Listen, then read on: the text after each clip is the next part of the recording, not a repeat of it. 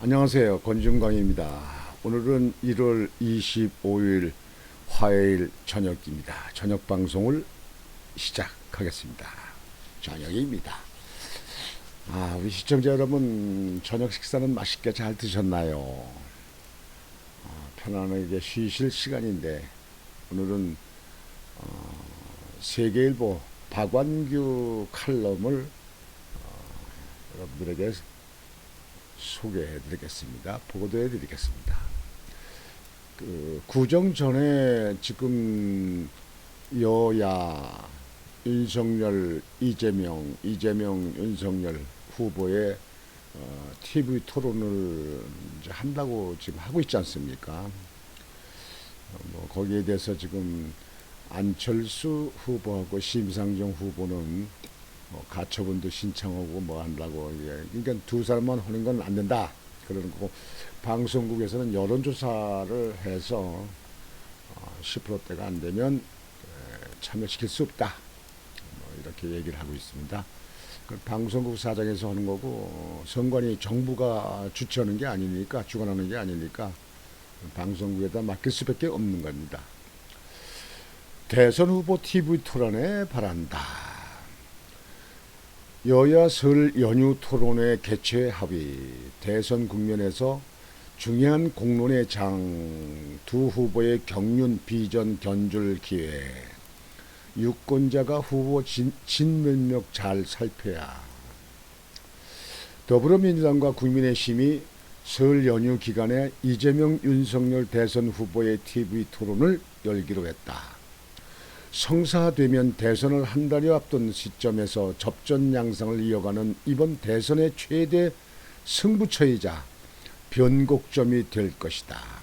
대선 후보 TV 토론은 정당 정체성이 강하게 작용해 영향력이 약하다지만 정치 경험이 일천한 아웃사이더끼리 맞붙는 이번 대선에서는 후보들의 진면목이 드러나 파급력이 클 것으로 예상된다. 정치권에서 토론은 공적 사안에 대한 이견을 조율함으로써 공동체를 유지하는 중요한 역할을 한다. 민주주의 사회에서 반드시 필요한 절차다. 토론은 그 과정에서 기본 원칙을 지켜야 성과를 거둘 수 있다. 미국 법철학자 로널드 드워키는 저서 민주주의는 가능한가라서 에서 미국의 정치적 분열상에 대해 깊고 쓰라린 분열만 있고 진정한 논쟁이 없다면 다수의 횡포가 될 수밖에 없기 때문에 건강한 상태를 유지할 수 없다고 했다. 그는 이에 관한 논쟁을 이루려면 기본적인 두 가지 원칙을 공유해야 한다고 강조했다. 모든 인간의 삶에는 본질적인 잠재 가치가 있다는 첫 번째 원칙과 잠재 가치, 누구나 그 가치를 자기 삶에서 실현할 책임이 있다는 두 번째 원칙이 결합하여 인간 존엄의 토대와 조건을 정의한다.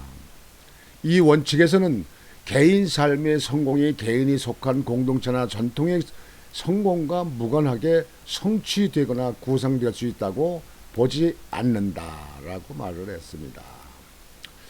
동양에서도 중국 춘추 전국시대 이래 토론을 중시했다. 묵자에서 논변은 말로 상대와 다투는 것이다. 논변에서 이기는 것은 합당했기 때문에 이긴 것이고, 무릇 모든 변론은 시비의 분별을 밝히고 칠안의 요점을 살피고 동의를 분명히 하고 명의실의 이치를 관찰하고 이해에 대처하고 협의를 해결하는 게 기본 목적이라고 말을 했다. 대선 후보들의 TV 토론은 국정 현안에 관한 공론의 장이다. 차기 정부의 국가적 의제가 무엇이어야 하는지를 논의하고 이에 대한 국민적 합의를 도모하는 자리여야 한다. 후보들의 경륜과 인품, 정책, 비전, 제시 능력뿐만 아니라 이들이 추구하는 가치와 균형감 등을 견주어 보는 자리이기도 하다. 이번 선거 캠페인이 퇴행적이라는 지적이 많다. 네거티브 공방으로 일궈내 유권자에게 감동을 주지도 가슴을 뛰게 하지도 않는다. 이 후보 진영은 진보의 개혁성을 보여주지 못했고 윤 후보 진영은 보수의 품격이 실종됐다.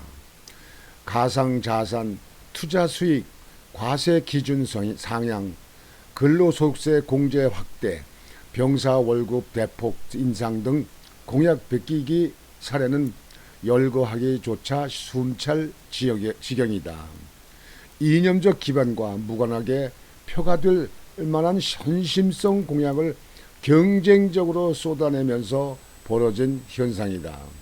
그 결과 여론조사에서 이 후보 지지율은 차별화 대상인 문재인 대통령의 국정수행 지지율을 윤 후보는 정권교체 지지율을 넘어서지 못한다.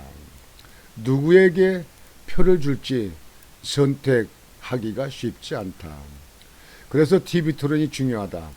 대선을 앞두고 우리나라의 미래가 어둡다고 단정 지을 일이 아니다. 그럴수록 더 꼼꼼히 챙겨봐야 한다. 토론에 임하는 자세나 발언 내용을 보면 누가 더 희망을 주는지 알 수 있다. 여야 후보에 대한 불만이 팽배하다고 해도 혐오와 공포가 난무하다고 해도 3월 9일에는 투표소에 가야 하지 않겠는가. 미국의 문화비평가 스티븐 그린블렛은 윌리엄 셰익스피어의 희곡들을 분석한 저서 폭군에서 한 국가가 이상과 심지어 자기 이익마저도 내버리게 만드는 심리적 메커니즘에 주목한다. 왜 어떤 사람들은 분명 통치할 자격이 없는 지도자 혹은 위험할 정도로 충동적이거나 사악할 정도로 음모를 꾸미거나 진실 따위에는 아예 무관심한 자에게 마음이 끌리겠는가? 왜 어떤 상황에서는 거짓, 물의 잔인의 증거가 치명적 결함이 아니라 오히려 열렬한 추종자들을 만들어내는 힘이 되는가? 유권자들이 TV 토론을 보고 후보들의 국정 철학, 미래 비전 등을 면밀하게 평가하는 게 절박한 과제다.